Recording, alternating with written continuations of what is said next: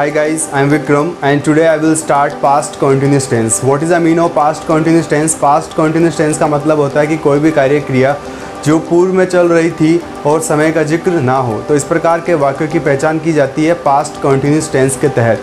continuous का मतलब होता है कोई क्रिया चल रही है, सो पास्ट continuous टेंस का मतलब हो गया कि कोई भी कार्य क्रिया जो पूर्व में चल रही थी। तो हम समझते हैं पहले पास्ट कॉन्टिन्यूस टेंस के रूल के बारे में कि इंग्लिश में हम इस सेंटेंस को कैसे पहचानेंगे कि ये जो सेंटेंस है पास्ट कॉन्टिन्यूस टेंस का है। तो यहाँ पर फॉर्मूला देखें आप, पहले यूज़ करेंगे हम सब्जेक्ट और सब्जेक्ट के तुरंत बाद आपको या तो वॉज मिलेगा या फिर वर, एंड वॉज एंड वर के बाद आपको कौन सी फॉर्म मिलेगी? मुख्य क्रिया की फर्स्ट फॉर्म प्लस आईएनजी, जिसे कि हम मुख्य क्रिया की फोर्थ फॉर्म भी कह सकते हैं, और उसके तुरंत बाद क्या मिलेगा आपको? एक ऑब्जेक्ट। क्लियर है? तो ध्यान से समझे यहाँ पर इस फॉर्मूले को कि जब भी आपको वॉज वर्ग के तुरंत बाद MV फर्स्ट प्लस ING अर्थात MV4 उसके तुरंत बाद यदि ऑब्जेक्ट गिवन है तो आप समझे इससे कि ये टेंस कौन सा होगा? आपका पास्ट कॉन्टिन्यूस टेंस। तो सिंपल सा फंडा है कि सब्जेक्ट के बाद वॉज वर्ग और वॉज वर्ग के बाद MV फर्स्ट प्लस ING अर्थात MV4 हो, उसके बाद ऑब्जेक्ट हो, तो इस प्रकार के वाक्यों की पहचान पास्ट कॉन्टिन्यूस टेंस के तहत की जाती है। और यदि ये फॉर्मूला आपको याद नहीं रहता है तो इस फॉर्मूले को आप हिंदी में भी याद रख सकते हैं। वो कैसे? तो समझे यहाँ पर ध्यान से कि पास्ट कॉन्टिन्यूस टेंस के नियम के अनुसार वॉज या वर्ग के तुरंत बाद जब भी किसी मुख्य क्रिया का यूज़ करते हैं तो हमेशा मुख्य क्रिया की फर्स्ट फॉर्म प्लस ING का यूज़ करते हैं, तब इस प्रकार के वाक्यों की पहचान पास्ट कॉन्टिन्यूस टेंस के तहत की जाती है। जैसा कि हम हर टेंस में पढ़ रहे हैं कि सब्जेक्ट एंड ऑब्जेक्ट तो वहाँ पर गिवन होता है, केवल हम वहाँ पर हेल्पिंग वर्ब व मेन वर्ब में चेंजेस करते हैं। तो यहाँ पर आप ऐसा याद रखें कि वॉज वर्ग के तुरंत बाद यदि मुख्य क्रिया की यूज़ करते हैं तो हमेशा MV first plus ING use करते हैं, तब इस प्रकार के वाक्यों की पहचान पास्ट कॉन्टिन्यूस टेंस के तहत की जाती है। अगर आप हिंदी से अगर इसे याद करने की कोशिश करेंगे तो डेफिनेटली आप लाइफ टाइम इसे याद रख पाएंगे। अब इसे समझते हैं कि इसकी हिंदी में पहचान क्या होती है। जब भी वाक्य के अंत में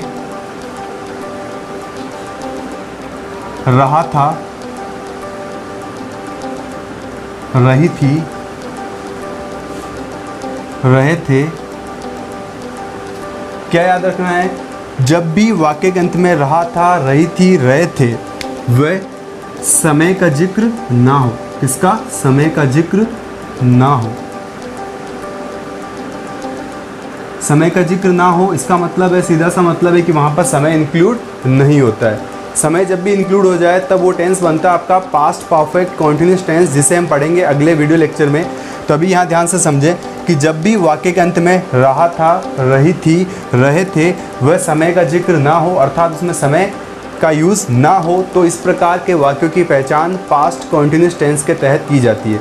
तो यहाँ हमने ध्यान से समझा कि कैसे हम सेंटेंस को इंग्लिश में पहचानेंगे और कैसे हम सेंटेंस को हिंदी में पहचानेंगे। तो सबसे ज़रूरी चीज़ है कि आपको सेंटेंस को आइडेंटिफाई करना आना चाहिए कि ये इंग्लिश में किस तरह से बोला जाता है और हिंदी में किस तरह से बोला जाता है। और यदि आपको सेंटेंस आइडेंटिफाई करना आ गया, इसका मतलब हो गया कि आप इस टेंस को यूज़ कर सकते हैं। आपको प्रॉब्लम आएगी केवल वोकेबलरी में, और वोकेबलरी आपको रोज़ बिल्डअप करनी है जिससे कि आपका स्पोकन का पार्ट क्लियर हो जाए। तो यहाँ पर हमने समझा कि इसका फॉर्मूला क्या होता है। सब्जेक्ट के बाद वॉज वर्ग के तुरंत बाद MV first plus ING plus object. तो इस तरह का फॉर्मूला आपको मिले तो समझे कि ये पास्ट कॉन्टिन्यूस टेंस का फॉर्मूला होता है। और हिंदी में इसकी पहचान होती है वाक्य के अंत में रहा था, रही थी, रहे थे, वह समय का जिक्र ना हो अर्थात कोई भी कार्य क्रिया जो पूर्व में चल रही थी और समय का जिक्र ना हो, तो इस प्रकार के वाक्यों की पहचान पास्ट कॉन्टिन्यूस टेंस के तहत की जाती है। अब हम समझते हैं कि किस सब्जेक्ट के साथ आप वॉज यूज़ करेंगे और किस सब्जेक्ट के साथ आप वर यूज़ करेंगे। तो जब भी आपका सब्जेक्ट हो आई, ही हो, सी हो, इट हो या फिर सिंगुलर नाउन।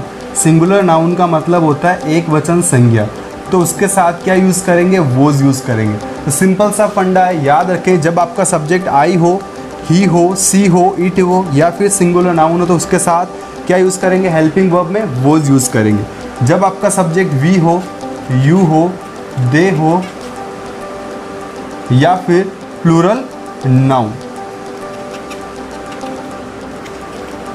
तब उसके साथ क्या यूज़ करेंगे? आप वर यूज़ करेंगे। तो सिंपल सा फंडा है, जब आपका subject I he she it singular noun तो वोज यूज़ करेंगे, जब आपका subject we you they plural noun तो करते हैं वर यूज़ करते हैं। तो याद रखें जब भी सेंटेंस में दो क्रियाएं हो तो पहली वाली हेल्पिंग वर्ब है, सेकंड वाली मेन वर्ब कहलाती है। और सेंटेंस में दो क्रियाएं हैं तो वोज वर्ब यहाँ पर क्या काम कर रही है, हेल्पिंग वर्ब का, और ये आपका क्या है, मेन वर्ब।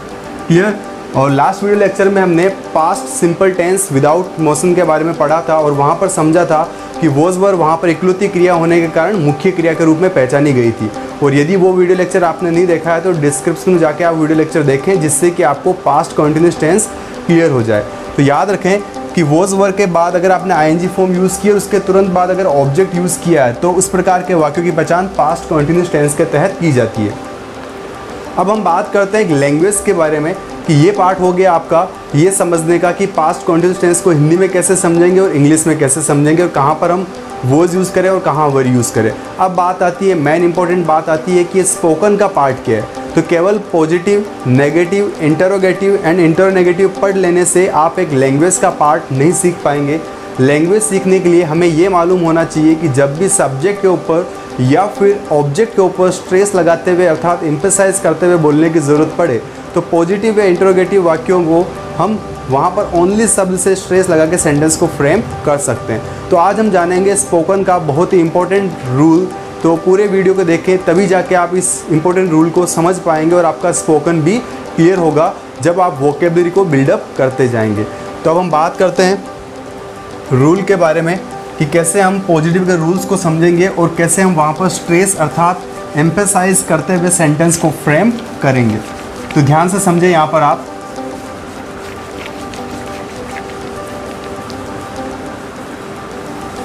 पहले हम समझ लेते हैं पॉजिटिव के रूल को। किसके? पॉजिटिव। तो पॉजिटिव का फर्स्ट रूल है आपका जो हमने अभी पढ़ा, आपका सब्जेक्ट प्लस वोज या were plus MV first plus ING plus object. वो साथ में हम एक एग्जाम्पल लेके भी चलेंगे जिससे कि आपको ये फॉर्मूला क्लियर हो जाए with Hindi with English. Clear. तो फर्स्ट एग्जाम्पल है आपका, कविता सुरेश को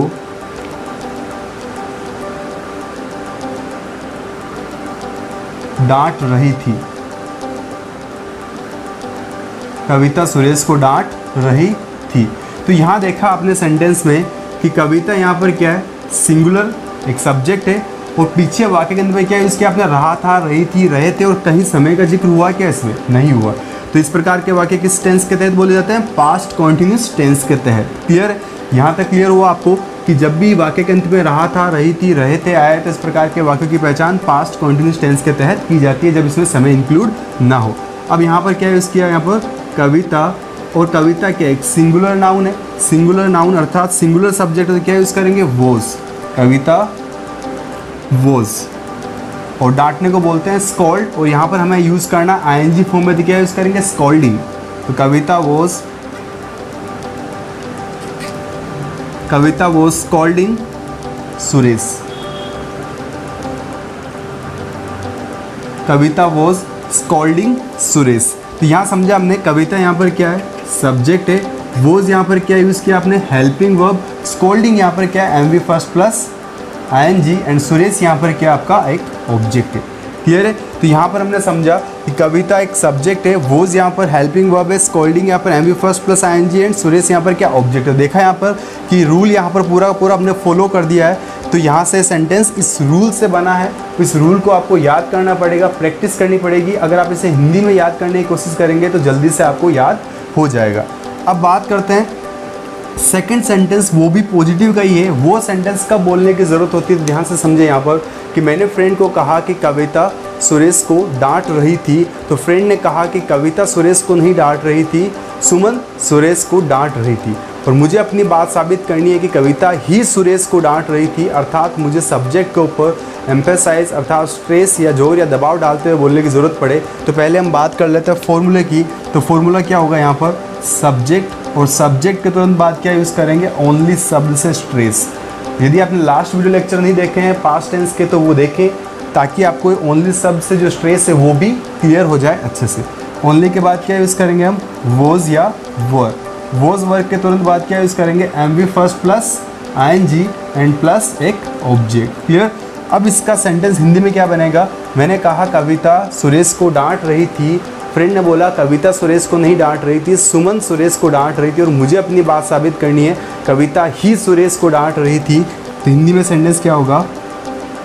कविता ही सुरेश को डांट रही थी। सेंटेंस क्या फ्रेम होगा देखें यहाँ पर, Kavita only was scolding Suresh. Kavita only was scolding Suresh. तो यहाँ पर जो ओनली शब्द आपने यूज़ किया ये क्या एक स्ट्रेस है, वो कहाँ पर? सब्जेक्ट के ऊपर। अब हम बात करते हैं नेक्स्ट सेंटेंस में को नेक्स्ट रूल के बारे में कि जब भी आपको ऑब्जेक्ट के ऊपर स्ट्रेस लगाते हुए बोलने की ज़रूरत पड़े तो सेंटेंस कैसे फ्रेम होगा। तो वो भी पार्ट आपका पॉजिटिव का ही रहेगा। तो याद रखें कि अगर आपको एक लैंग्वेज सीखनी है तो आपको सब्जेक्ट के ऊपर ऑब्जेक्ट के ऊपर एम्फेसाइज करते हुए सेंटेंसेस को बोलने की ज़रूरत होती है। तो ये चीज़ आपको सीखना बहुत ज़रूरी है, तभी जाके आप एक लैंग्वेज के पार्ट को बेहतर तरीके से समझ पाएंगे। तो ये पॉजिटिव का थर्ड रूल कि जब भी आपको ऑब्जेक्ट पे स्ट्रेस लगाना हो तो सेंटेंस कैसे फ्रेम होगा देखें यहाँ पर, सब्जेक्ट प्लस वॉज या were plus MV first plus ING plus object and object तुरंत बाद क्या यूज़ करेंगे? ओनली शब्द से स्ट्रेस। क्लियर। ओनली शब्द से स्ट्रेस हमें ऑब्जेक्ट के बाद लगाने की ज़रूरत क्यों होती है? ध्यान से समझे। यहाँ पर मैंने कहा फ्रेंड को कि कविता सुरेश को डांट रही थी। फ्रेंड ने कहा कविता सुरेश को नहीं डांट रही थी, कविता दिनेश को डांट रही थी। अर्थात उसने सुरेश के नाम को अर्थात ऑब्जेक्ट को रिमूव करके क्या यूज़ कर दिया? दिनेश यूज़ कर दिया। और मुझे अपनी बात साबित करनी है कि कविता सुरेश को ही डांट रही थी, अर्थात सुरेश को ही डांट रही थी। अर्थात ऑब्जेक्ट के ऊपर स्ट्रेस लगाते हुए सेंटेंस को फ्रेम करने की ज़रूरत हुई, कविता सुरेश को ही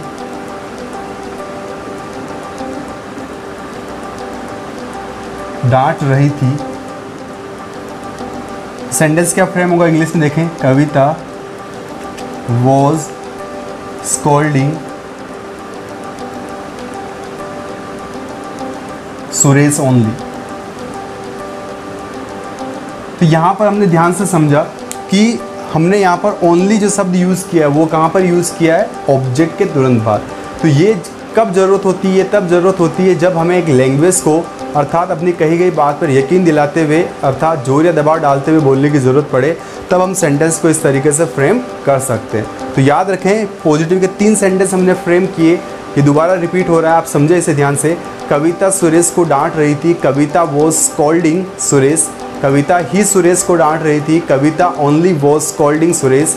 कविता सुरेश को ही डांट रही थी, Kavita was scolding Suresh only. तो ये समझे हमने पॉजिटिव के सेंटेंस। अब बात करते हैं नेगेटिव की। और नेगेटिव वाक्यों में किसी भी प्रकार का स्ट्रेस नहीं लगाया जाता है। कीप इन योर माइंड कि नेगेटिव वाक्यों में क्या नहीं लगाया जाता है? किसी भी प्रकार का स्ट्रेस नहीं लगाया जाता है। तो समझे ध्यान से यहाँ पर आप, नेगेटिव मतलब होता है नकारात्मक। और नोट कौन से नंबर पे यूज़ करते हैं हम? नोट यूज़ करते हैं हम हमेशा 3rd नंबर पे टेंसेस के अकॉर्डिंग, याद रखें। तो फॉर्मूला क्या होगा? Rule number 4, subject plus was या were plus not plus MV first plus ING plus object. तो एग्जाम्पल देखें यहाँ पर, कविता सुरेश को नहीं डांट रही थी।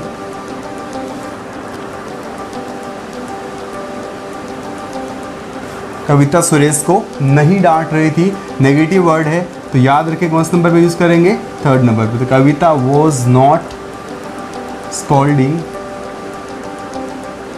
सुरेश। तो यहाँ समझा हमने ध्यान से, कविता वॉज नॉट स्कॉल्डिंग सुरेश। तो कविता यहाँ पर क्या है? सब्जेक्ट है। वॉज यहाँ पर क्या है? हेल्पिंग वर्ब नॉट यूज़ किया। Scolding M first plus ING. Suresh यहाँ पर क्या है? आपका एक ऑब्जेक्टिव पार्ट है। क्लियर। अब हम बात करते हैं इंटरोगेटिव, अर्थात जब भी हमें पास्ट कॉन्टिन्यूस टेंस से प्रश्न करते हुए बोलने की ज़रूरत हो तो हम सेंटेंस को कैसे फ्रेम करेंगे? तो ध्यान से समझे, यहाँ पर रूल भी समझे और एग्जाम्पल भी समझे। और याद रखें इंटरोगेटिव वाक्यों में भी प्रश्न करते वक्त सब्जेक्ट या ऑब्जेक्ट पर ओनली शब्द से स्ट्रेस लगाते हुए सेंटेंस को फ्रेम कर सकते हैं। तो यहाँ पर समझे रूल नंबर 5, क्वेश्चन जब भी करेंगे तो किससे करेंगे, वॉज या वर से। किससे करेंगे, वॉज या वर से प्लस सब्जेक्ट। जब आपका subject I, he, she, it या सिंगुलर नाउन तो किससे क्वेश्चन करेंगे, वॉज से। और जब आपका सब्जेक्ट वी, यू, दे वे प्लूरल नाउन हो तो किससे क्वेश्चन करेंगे, वर से plus MV first plus ING plus object and question mark. Clear. तो एग्जाम्पल क्या होगा, क्या कविता सुरेश को डांट रही थी। क्या कविता सुरेश को डांट रही थी। सेंटेंस में देखें, वाक्य के अंत में रहा था, रही थी, रहे थे और यहाँ पर क्वेश्चन की बात हुई। कविता यहाँ पर सिंगुलर नाउन है तो क्या करेंगे, यहाँ पर किससे क्वेश्चन करेंगे, वॉज से। वॉज कविता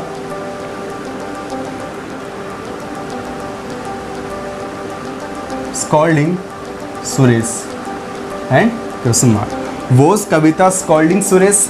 और अब याद रखें रूल नंबर 6 क्या कहता है कि जब भी आपको प्रश्न करते वक्त सब्जेक्ट के ऊपर स्ट्रेस लगाते हुए बोलने की ज़रूरत पड़े तो सेंटेंस कैसे फ्रेम होगा। तो ध्यान से समझें आप, वॉज या were plus subject plus only plus MV first plus ING plus object and question mark. तो क्या समझा आपने यहाँ पर कि जब भी वॉज वर के तुरंत बाद सब्जेक्ट और सब्जेक्ट के तुरंत बाद ओनली अगर लिखा हुआ मिले या बोलते हुए किसी से सुने तो ध्यान से समझे कि वो प्रश्न करते वक्त वहाँ पर क्या किया गया है, स्ट्रेस लगाया गया है किसके ऊपर, सब्जेक्ट के ऊपर। तो यहाँ पर एग्जाम्पल क्या होगा, क्या कविता ही सुरेश को डांट रही थी। इंग्लिश क्या फ्रेम होगी देखें यहाँ पर, was Kavita only scolding Suresh and question mark. तो was Kavita only scolding Suresh, यानी जो ओनली आपने यूज़ किया ये क्या है, स्ट्रेस है किसके ऊपर, सब्जेक्ट के ऊपर प्रश्न करते वक्त। तो याद रखें, क्या कविता ही सुरेश को डांट रही थी, was Kavita only scolding Suresh. तो इस तरह से हम सब्जेक्ट के ऊपर स्ट्रेस लगा के सेंटेंस में प्रश्न कर सकते हैं। अब बात करते हैं कि जब भी हमें प्रश्न करने की ज़रूरत हो और ऑब्जेक्ट पर स्ट्रेस लगाने की ज़रूरत हो तो सेंटेंस कैसे फ्रेम होगा। ध्यान से समझें आप यहाँ पर रूल नंबर 7,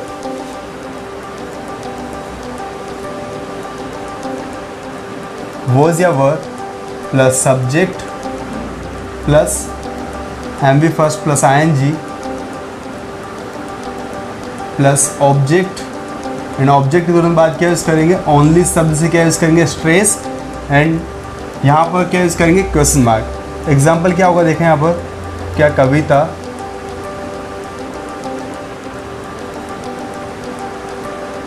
सुरेश को ही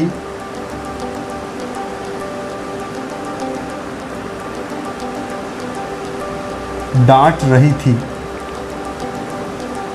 क्या कविता सुरेश को ही डांट रही थी, अर्थात जब भी आपको ऑब्जेक्ट के ऊपर स्ट्रेस लगाते हुए प्रश्न करने की ज़रूरत पड़े तो आप सेंटेंस में ओनली शब्द से स्ट्रेस ऑब्जेक्ट के तुरंत बाद लगा सकते हैं। क्या कविता सुरेश को ही डांट रही थी, तो इंग्लिश में क्या सेंटेंस क्या बनेगा, was Kavita scolding Suresh only. जो आपने ओनली शब्द यूज़ किया ये क्या है, स्ट्रेस है। वो कब, जब प्रश्न करते वक्त आपको ज़रूरत हो तो इस तरह से सेंटेंस को फ्रेम कर सकते हैं। अब बात करते हैं आपका last, interronegative. What is the mean of interronegative. Interronegative का मतलब होता है हिंदी में प्रश्नवाचक नकारात्मक, अर्थात प्रश्न करते वक्त नेगेटिव वर्ड हो तब सेंटेंस कैसे फ्रेम होगा देखें यहाँ पर, इंटरोनेगेटिव। इंटरोनेगेटिव का मतलब होता है प्रश्नवाचक नकारात्मक। रूल नंबर 8 समझे ध्यान से, यहाँ पर वॉज या वर प्लस सब्जेक्ट और सब्जेक्ट के बाद क्या यूज़ करेंगे, not plus MV first plus ING plus object. और याद रखें इंटर और नेगेटिव वाक्यों में किसी भी प्रकार का स्ट्रेस नहीं लगाया जाता है। तो यहाँ पर एग्जाम्पल देखें, क्या कविता सुरेश को नहीं डांट रही थी?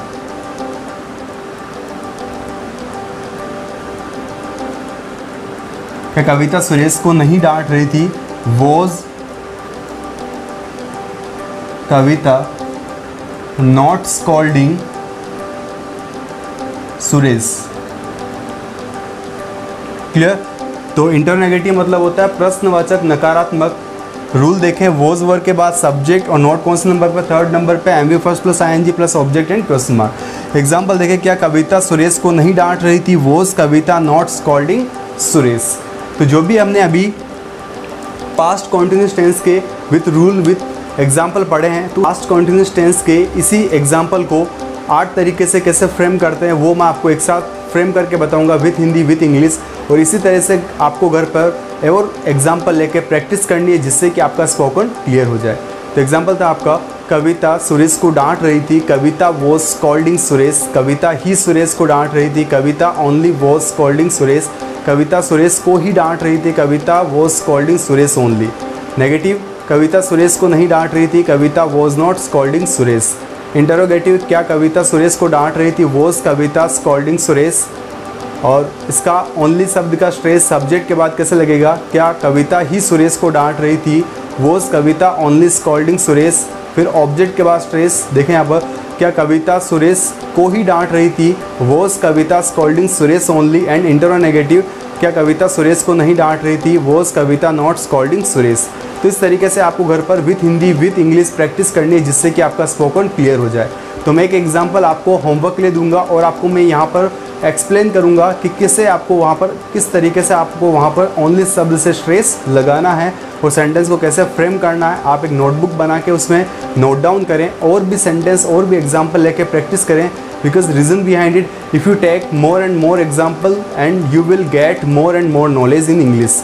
बिकॉज रीज़न बिहाइंड इट, अगर आपको इंग्लिश को परफेक्ट करना है तो पहली चीज़ ये आती है कि आपके जितने एग्जाम्पल होते हैं उन एग्जाम्पल को आपको लिख के क्या करनी होती है, बोलने की प्रैक्टिस भी करनी होती है जिससे कि आपका जो स्पोकन का पार्ट है वो बेटर तरीके से क्लियर हो सके।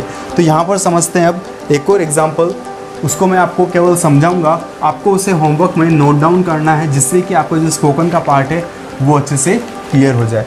तो यहाँ पर समझे, सेकेंड एग्जाम्पल, वे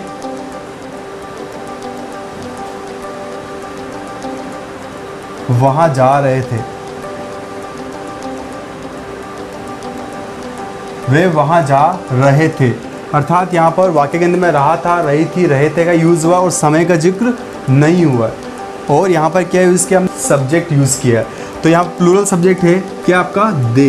तो दे के साथ क्या यूज़ करेंगे, वॉज या वर, तो क्या यूज़ करेंगे, वर। दे वर। और गो होता है जाने के लिए, गो यूज़ करता है, गो में क्या यूज़ करना पड़ेगा, ING फॉर्म यूज़ करनी पड़ेगी। तो क्या होगा, going.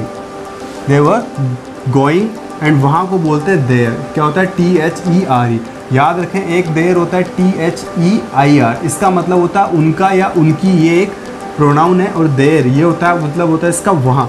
They were going there. दे यहाँ पर क्या है, सब्जेक्ट है। वर यहाँ पर क्या है, helping verb going, MV first plus ING। And they यहाँ पर क्या पार्ट आपका, एक ऑब्जेक्टिव पार्ट।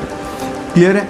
तो यहाँ पर हमने ध्यान से समझा कि वे वहाँ जा रहे थे, they were going there. Stress कैसे लगेगा, समझे ध्यान से। यहाँ पर वे ही वहाँ जा रहे थे, they only were going there. वे वहाँ ही जा रहे थे, they were going there only. वे वहाँ नहीं जा रहे थे, they were not going there. क्या वे वहाँ जा रहे थे, वर दे गोइंग देयर। क्या वे ही वहाँ जा रहे थे, वर दे ओनली गोइंग देयर। क्या वे वहाँ ही जा रहे थे, वर दे गोइंग देयर ओनली। क्या वे वहाँ नहीं जा रहे थे, वर दे नॉट गोइंग देयर। तो इस तरीके से आपको with Hindi with English practice करनी होगी जिससे कि आपका जो स्पोकन का पार्ट है वो बेटर तरीके से क्लियर हो सके। और इन चीज़ों को आपको क्या करना होगा, प्रैक्टिस करनी होगी, आपको रेगुलर इसकी प्रैक्टिस करनी होगी जिससे कि आपका जो स्पोकन का पार्ट है क्लियर हो जाए।